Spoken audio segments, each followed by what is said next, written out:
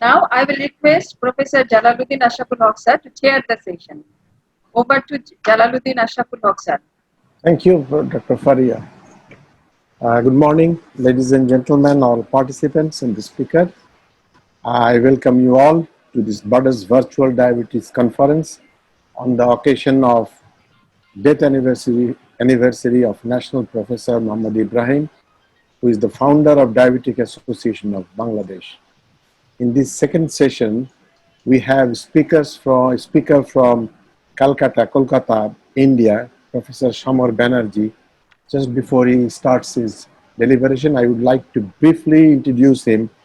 Dr. Professor Banerjee, he did his MBBS and MD and was internal medicine specialist and also a super specialist or specialist on gestational diabetes. He was the professor of Neil Ratan Charkar Medical College at Calcutta and head of the Department of Internal Medicine. He also is rendering his experience and teaching to the medical students at Vivekananda Institute of Medical Science, West Bengal, and he is holding membership in many prestigious associations. He is the founder member of Diabetes in Pregnancy Study Group in India, Chairman Association of Physicians of India West Bengal chapter, and he is Vice Chairman Diabetic Association of India Kolkata chapter, and also member Diabetic Association of India. He has a long experience in gestational diabetes, and I can see that he is already connected with us. So I would further delay, I would request Professor Samar Banerjee to begin his lecture, and we will have, this is a 40 minutes deliberations. I'll request him if he can keep few minutes for question and answer, then I think the audience will benefit from that, from his long experience. Thank you all. Now over to Professor Samar Banerjee. Are you there, Professor Banerjee? Yes, thank you. Hello. Yes, okay. It is your session now. I hand over to you. Thank you. Bye. Thank you.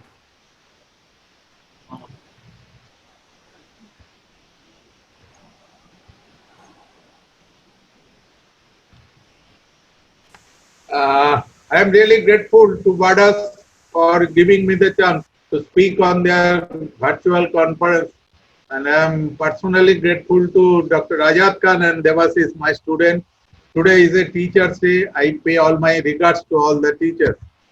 My topic today is the prevention of gestational diabetes in Southeast Asia region. And I will cover roughly the incidence, benefit of prevention, risk factors, methods, outcomes, and conclusion. To start with, GDM is a growing health concern. It has been related to short and long-term adverse health outcome for both women and the children.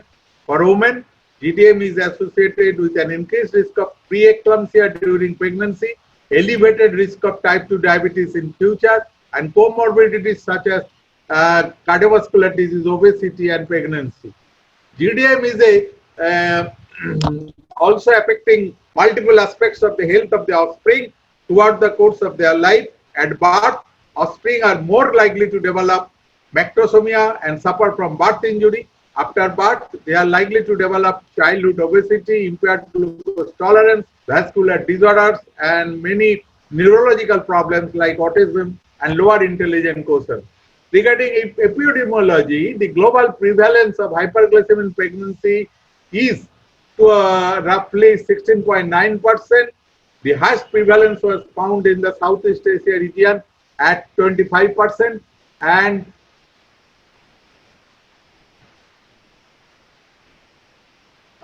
in India, 2004, the incidence was thought to be 16.2%, but recently it has come to an incidence of more than 18%. This is roughly about the median of GDM incidence in the world. This is a Southeast Asia. This shows the highest incidence of 11.7%, but little higher also in Western Pacific and Middle East Asia. Regarding the Bangladesh, which I have gathered, the prevalence of GDM in urban Bangladesh about 7.5%, maternal morbidity like hydramnios, preeclampsia, infection and operative intervention. And in GDM, mothers are also very poor. And at least another study has shown from published in Dhaka Tribune that at least 15% of Bangladeshi expecting women are diagnosed with GDM, and among those 60% contribute to permanent diabetes when followed for 10 years. And the adherent women in the intervention group had, what is the benefits of intervention? Those who adherent to intervention program, they had less GDM, 27.3%, then a very high figure of 33%, and lower proportion of large for gestational age newborn versus 19.5% in the control group where prevention was instituted. Large for gestational age was 7.3, uncontrolled was 19.5, and this is a very remarkable improvement with the intervention program. For the forest plot chart, which has taken at least 20, more than 12 studies, they have all shown that intervention for GDM, for the proper prevention of the development of the problems of the GDM and type 2 later on, are all on the left side. That means intervention favors the situation. Next, I just like to place with you a little pathophysiology of gestational diabetes. In normal pregnancy, there is a normal insulin resistance heightened in the mother, and that is done to divert the fuel into the fetus. And with this insulin resistance, insulin secretion is increased and it is balanced. This is about the normal pregnancy. So this is non-pregnant, and in the normal pregnancy, insulin secretion is increased to balance the higher insulin resistance, but there is no hyperglycemia. And this insulin resistance is triggered by TNF alpha, human placental lactogen, progesterone, estrogen, both in diabetic and non-diabetic pregnancy. Insulin resistance physiologically plays a role bringing about the changes in carbohydrate, lipid and amino acid metabolism that facilitates anabolism and nutrition to the fetus. So this is an essential necessary fact, and excess insulin secretion matches the condition. But what happens in gestational diabetes? There is failure in the first phase of insulin secretion, and that failure of insulin secretion cannot match with the heightened insulin resistance, so hyperglycemia results. And the result is glucose intolerance that develop in women with GDM could be the result of their inability to increase insulin secretion to overcome the excess insulin resistance that occurs even in non-diabetic pregnancy. And what are the legacy of the gestational diabetes? If I start from the gestational diabetes, the patient in the next pregnancy may appear as pre-gestational, or that is continuing from the GDM as hyperglycemic. There is increased maternal fuel. That maternal fuel is particularly glucose and fat transmitted into the fetal pancreas. There is islet cell hypertrophy. So there will be childhood obesity, pubertal impaired glucose tolerance in the child, and in the adult there will be also adult islet function development of the diabetes. And if the baby is a female, he will again develop the gestational diabetes, and the cycle goes on, goes on. If you can break the cycle in the stage of gestational diabetes, at least if you can prevent onset of gestational diabetes or prevent the conversion to pre-gestational diabetes, you can break this vicious cycle. You can stop the explosion of the type 2 diabetes in the world. So it should be started from the fetus, and we call it passionately as they start from womb to tomb. This is about the GDM is a harbinger of the many vicious cycle of transgenerational obesity, which I just discussed. Women with gestational diabetes, the beta cell does function, they'll give birth to child. If it is a male child, he may develop type 2. If it is a female child, in future life, may develop GDM or pregnancy and all polycystic ovary, which can ultimately develop gestational diabetes for the pregnancy. What are the pre-pregnancy care? Present scenario, how we are doing the pre-pregnancy care. I am very sorry to say, even in the Western country, I will show the data from Clausen TT et al. That rarely women go to a doctor for assessment whether she is fit for pregnancy or not. When they misses her period, after 8 to 10 weeks, they go to the doctor. If it is a pre-gestational, the damage has already been done to the fetus, and if it is gestational, the process has already started.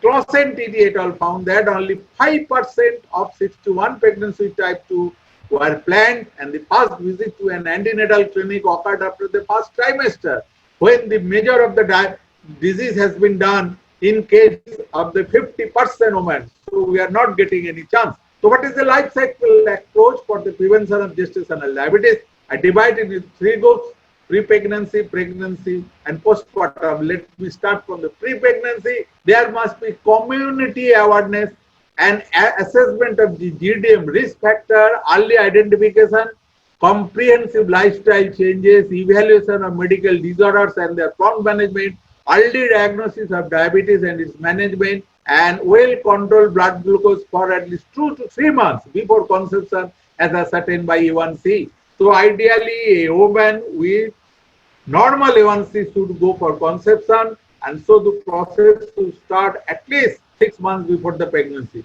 During the pregnancy, all pregnant women community should have an universal screening of blood sugar testing. No guide, no discussion whether to be done or not for all. All those tested, the GDM positive is managed on medical nutrition therapy for 2 weeks. After 2 weeks, if the blood sugar postpartum does not come below 120 and fasting below 90, start insulin or oral therapy. In the postpartum phase, you must follow up the patient for exclusive breastfeeding, avoidance of increase of body weight, and regular checkup for the blood sugar. And all non-pregnant adult women above 30 must have healthy lifestyle and regular checkup of the blood sugar. How to attain ideal pre-pregnancy by BMI? Despite in pregnancy BMI, why 25 point, despite difference in pre-pregnancy BMI, why 25.2, South Asian 23.3, Asian 21.0 4 kg per meter square, insulin sensitivity in late pregnancy measured using data from OGTT showed no significant ethnic difference. Pre-pregnancy BMI had a much greater effect on insulin resistance during pregnancy in Asians than in white women. The recent report from Norway comparing changes in the insulin resistance and beta cell function in a multi-ethnic cohort of pregnant women found that East and South Asian were more insulin resistant than European even at their first visit, whereas the increase of insulin resistance thereafter to their second visit was similar across the groups. However, the incidence in beta cell function was significantly lower in East and South Asian than the Western European, indicating a mismatch between the beta cell function and insulin sensitivity. The mother patient, a mother with DM, is a very effective starting point for diabetes prevention, as she is highly motivated and carries the message to the family effectively. The pregnant diabetic mother provides a critical link for transgenerational transmission I have just discussed. The hyperglycemia in GDM results in fetal overnutrition after a higher risk of obesity and diabetes in the offspring in future. The postnatal overnutrition gets added to this. There is higher childhood and adolescent obesity and early onset adult type 2. This in turn increases the prevalence of GDM and sets up a vicious cycle of GDM and type 2 diabetes in the community. This is a paper from the Cochrane database. They have shown that moderate quality evidence suggests reduced risk of GDM and cesarean section with combined diet and exercise intervention during pregnancy. The Cochrane database's analysis supports that the outcome of pregnancy can be improved if intervention is instituted. Women who have had a pregnancy complicated by GDM are 40 to 60% more likely to develop diabetes within the 15 to 20 years. Women who are considering another pregnancy should be screened for diabetes before conception. Women with GDM must be fully and completely counseled about the risk, the need to monitor the risk including regular follow-up, and the need for preventive measures like weight loss and physical activity. Women enrolled in the GDM program offered at the center are as a group highly motivated and eager to learn how to manage the condition. The pregnancy is the ideal time for instituting the knowledge of diabetes. GDM development is the interplay of many factors like socio-demographic factors, concurrent obstetric and neonatal condition, marital, menstrual, familial, medical, personal dietary pattern, and anthropometric factors. And all these should be taken in account to control the surge of the diabetes or GDM. And these risk factors can be non-modifiable and modifiable. The non-modifiable are increasing maternal age, exact cutoff which some consider to be above 30, some consider to be above 25, high GDM risk for attaining early menarche, that is also seen, and regarding ethnicity, topmost is Hispanic, African American, and Asian women are in the third position. South Asian have reduced fat metabolism, reduced muscle fitness, reduced insulin sensitivity, and reduced insulin secretion. These are the features for precipitating GDM. Positive association between familial history of GDM and diabetes mellitus and low education identifies as a risk, whereas some studies have found high GDM prevalence among literates also. Increased GDM rates observed in all settings of high economic status, both high, low, and rural and urban. Modifiable risk factors, high stress level, sedentary lifestyle and lower physical activity, high glycemic food, cigarette smoking of the mother and their parents. Many reported higher BMI. Some found BMI more than 25, some found to be 35 of higher risk. Medical disorders like treatment or suffering from infertility, UTI, vaginal infection, periodontitis, irregular menstrual cycle, polycystic ovary, and related features of insulin resistance. The modifiable risk factor in pregnancy are related to only pregnancy are it can be multigravida, multiparity, and past history of obstetric condition like preeclampsia, hypertension during pregnancy, polyhydramnios, abortion, glycosuria, proteinuria, premature rupture of membrane, apraxio placentae, abnormal weight gain, induction of labor, preterm labor, stillbirth, cesarean ascent delivery, and perinatal and neonatal death, intrauterine growth iteration, intrauterine death, macrosomia, and many other neonatal complications. The modifiable risk factors, to avoid the influence of modifiable factors, their early identification plays an important role, and therefore the significance of routine antenatal care cannot be overemphasized. In addition, lifestyle intervention pertaining to physical activity and stress management is urgently required. Prompt identification of medical disorder and their immediate management is essential. Females on corticosteroids or hormonal methods of birth control must also be periodically reviewed for early detection of development of diabetes. The other modifiable risk factor, snoring, 2.1 point higher fold of chances of hyperglycemia, deficiency of vitamin D, food habits, frequent high food consumption, particularly away from home, higher intake of both animal and vegetable protein were associated with high risk of GDM in Asian women. Definitely obesity, for each 1 kg per meter square increase in BMI, the prevalence of gestational diabetes increased by 0.92, elevated first trimester visceral and total adiposity tissue deposit, independent of the dysglycemia is seen. Excessive gestational weight gain is another factor. Shorter nighttime sleep duration had an increased risk. In environmental pollution with high NO levels, seasonality, GDM with a peak with consumption in the winter and also in the summer have got higher chances of GDM. Explanation not available. Ambient temperature, physical activity, nutrition intake, etc. They are all contributing to development of GDM. Regarding the fetal sex and GDM in singleton pregnancy, single pregnancy, carrying a boy is associated with a poor maternal beta cell function and higher GDM. Women who develop GDM while carrying a girl has higher risk of postpartum progression to type 2 diabetes. So boy child within uterus, more chances of GDM, and lady's child after birth, they are having more chances of developing GDM in the mother, in diabetes in the mother. Twin gestation, and then also early age at menarche are the higher risk factors of 51% higher risk, and taller women are at higher risk of developing gestational diabetes. Then definitely polycystic ovary in pregnancy is a marker for developing GDM, and this is the ideal time for intervention because patient may be started before pregnancy counseling for weight loss, for controlling the blood sugar, and there is increased risk of GDM not only but preeclampsia, pregnancy-induced hypertension, preterm delivery, cesarean section, miscarriage, hypoglycemia, perinatal death. Inter-pregnancy weight gain, higher BMI, another factor. periodontitis, and modest association between depressive symptoms early in pregnancy is a risk factor for developing GDM. Different gene has been isolated, and I am not going to discuss the TCF7L2, the MTRNR1R, the CDK regulatory subunit genes, the potassium voltage genes related to KCNNQ, and also insulin receptor substrate 1 genes. How to prevent? What are the modes of prevention? Lifestyle modification, medicine, and medicines are metformin, myoinositol, probiotics, insulin. And the million-dollar question is when to start, preferably before conception, more so, at least 6 months.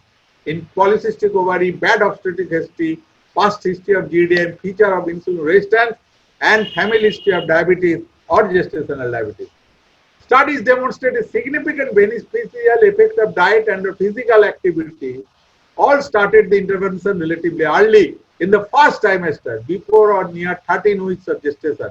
The same was true for intervention approaches that combine physical activity with diet modification, administered diet modification, supplementation alone, pharmacological intervention with metformin. So whether with diet and exercise or also with metformin or drugs, it should be before the first trimester. And for the prevention, eat 3 medium-sized meals per day. Do not eat more than 2 snacks per day. Balance the amounts of carbohydrate, fat, and protein. Patients require higher protein, at least 70 gram protein per day. Eat ample quantity of fruit and vegetables. Eat reasonable quota of lean meats and unsaturated fats. Eat adequate portion of whole grains. Avoid sugary foods in diet, sweet drinks, fruit juice, dessert. Read the nutrition facts panel to make healthier grocery choice, of course. Prevention by diet. Diet both during pregnancy are related to GDM risk. Vitamin D and C concentration normal is essential. To date, no concrete conclusion can be drawn as to the role of dietary factors in pregnancy in the development of GDM. Studies on pre-pregnancy diet and GDM risk have been mainly based on data from NHS2. Among these potentially harmful factors include sugar-sweetened beverages, heme iron intake, fried foods, animal fat, high animal protein, a diet low in carbohydrate but high in animal fat and protein, a high intake of red meat and processed meat, refined grain products, sweets, French fries and pizza, greater potato consumption. Potential beneficial factors include a prudent diet characterized by a high intake of fruit, green leafy vegetables, poultry and fish, a Mediterranean diet, as well as nut and fiber consumption, avoidance of cigarettes. Finding from the investigation of joint effects of diet and physical activity, cigarette smoking and BMI indicated that more than 45% of GDM cases might have been prevented if women adopted an overall healthy diet, lifestyle maintenance, and maintenance of an ideal body weight and avoidance of cigarettes. Studies showing a significant beneficial effect of diet and or physical activity all started the intervention earlier in the first trimester before or near 13 weeks. For example, among all published studies on physical activity intervention for GDM prevention, estimate for the majority of the studies indicate a beneficial result only for those where it was started in the first trimester. The same was true when it was combined with diet, physical activity, and sometimes medicine also. What is there about exercise? Do at all evaluate the effect of exercise on 1,439 pregnant women of 13 studies and observed that exercise decreased the risk in obese and overweight pregnant women. However, Han et al. Reviewed 5 articles and suggested that there is no significant difference in GDM incidence in women receiving moderate intensity exercise intervention compared to those receiving routine prenatal care. Banerjee et al. Explained that the upper body exercise which begin gradually and last 30 to 40 minutes per day with 2 5-minute rest period are as one of the treatment for controlling GDM. Meta-analysis one showed that the risk of developing GDM can be prevented by 31% through physical activity before pregnancy. The prevention was more evident when exercise was a combination of resistant and aerobic exercise. So together, all studies goes in favor of physical exercise, and this is a study which has compared between the persons who did exercise and not, and GDM incidence among the exercise group 19 5%, and the non-exercise group 28. Highest was seen by Niam et al. And they showed 58.8% improvement with exercise, and the improvement was less in cases of those who are not going for the exercise. Pharmacoprevention, antenatal Mayo-Ineos et al. Shows some improvement in terms of prevention of GDM. Mayo-Ineos result 2 gram twice daily from end of first to third trimester was associated with a 67% risk reduction of developing diabetes. Probably they act through the GLUT4 activity. And Mayo-Ineos may also significantly reduce some of GDM complications like Pitt-Ambert, macrosomia, and has a favorable impact on mother and fetus as well. 10% patients on metformin group developed GDM, while 34.3%, about 3.4 times, developed GDM in no metformin group. Mean fasting blood sugar level was lower in metformin group, 99.59, than in the non-metformin group. The conclusion is frequency of GDM significantly higher in patients with PCOS who had not received metformin. Among 29 women who received metformin, GDM developed during one of the 29 pregnancies. Then the 30 pregnancies out of 39 without pregnancy. All the babies born had normal birth weight. So the conclusion is PCOS use of metformin throughout pregnancy is associated with and might be responsible for a 9-fold reduction of gestational diabetes. Regarding the pharmacoprevention, the newer information is that probiotics are assessed by mother's metabolism and can reduce blood sugar level, prevent GDM. Considering the effects of the probiotic in the modulation of gut microbiota, naturalization increases intestinal permeability, regulation of pro-inflammatory mediator secretion, and thereby control local and systemic inflammation, resulting in decreased intestinal permeability, enhancing the immune system, and all these help in lowering the blood sugar and also in GDM. The mechanism of probiotics I have just discussed, and probably they are mainly related to the production of short-chain fatty acid, which acts as an energy source for intestinal cells and regulate the production of hormone, the leptin and ghrelin. I am not going to details of the probiotics. And some data claim that if you control hyperglycemia in GDM with diet, the endothelial dysfunction starts and cannot be prevented with the diet only. And that endothelial prevention may be made normal if you use insulin in those cases. So this group are in favor of that. The expected normalization of expression of adenosine receptors and insulin receptor associated with signaling mechanism in the petoplacental vasculature could increase the chance of normal endothelial function and a newborn with reduced or without signs of metabolic alteration. So this group claim that if you add insulin, the vascular complications are less in the child. And regarding the lifestyle intervention, the radial study, a result of the combined moderate physical activity and diet intervention, the overall incidence of GDM was diminished by 39%, and the individualized lifestyle intervention should be initiated in early pregnancy in high-risk women and continue throughout the pregnancy, if not after. Evidence supports the use of oral antidiabetic drugs, particularly metformin alone or in combination with insulin to reduce the risk, to prevent adverse maternal neonatal outcome, pregnancy-induced hypertension, neonatal hypoglycemia, and need for NICU admission.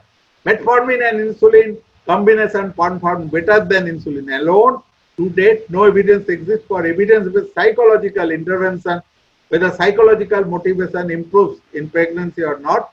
And the next point which I'd like to address, regarding the blood sugar testing, besides the diet, life, exercise, motivation, and also besides the insulin, probiotics, myoinositol, and metformin, we require something more, that is improved GDM screening in primary health center.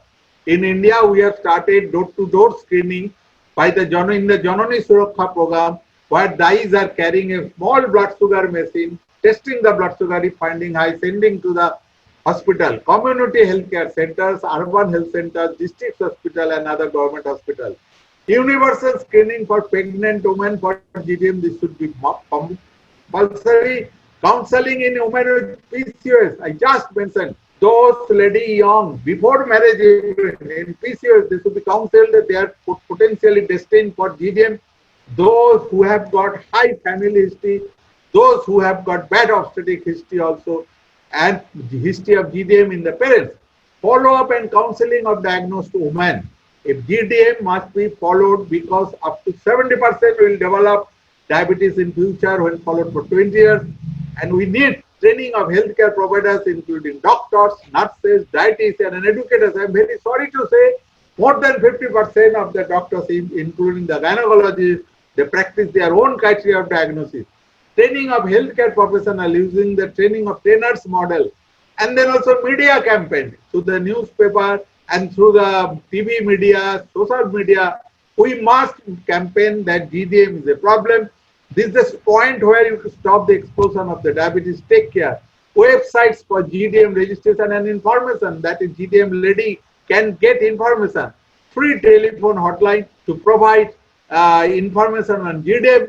And particularly I like to mention that during marriage, they should be counseled. I have heard that in Bangladesh, during the marriage, the Kalma session, the clerics, they give a message that if you have got chances of diabetes before pregnancy, you must take a blood sugar.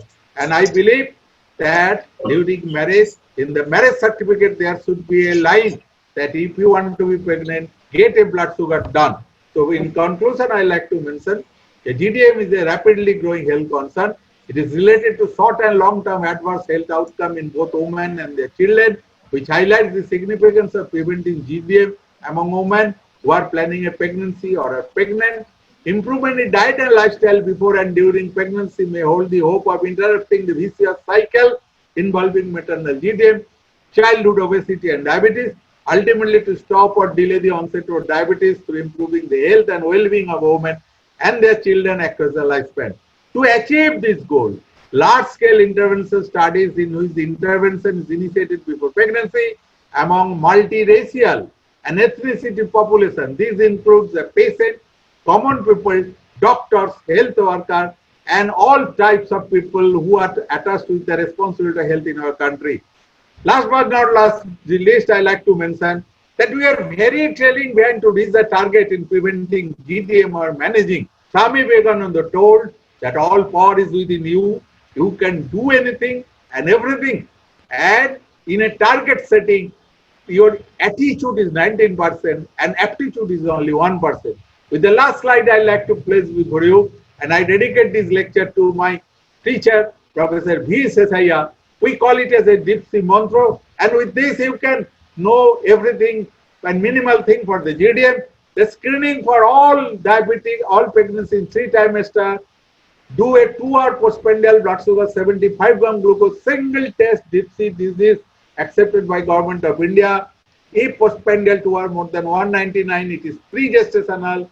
139 to 199 gestational diabetes, and target fasting below 90, 2-hour below 120, 1C below 6. Ideally detect and treat diabetes mellitus before planning pregnancy. Follow-up mandatory. Thank you for your patient hearing, and I express my gratitude to you for all my 8 books which you have supported in a huge number. Thank you for your patient hearing. I try to answer questions if there be any. Thank you.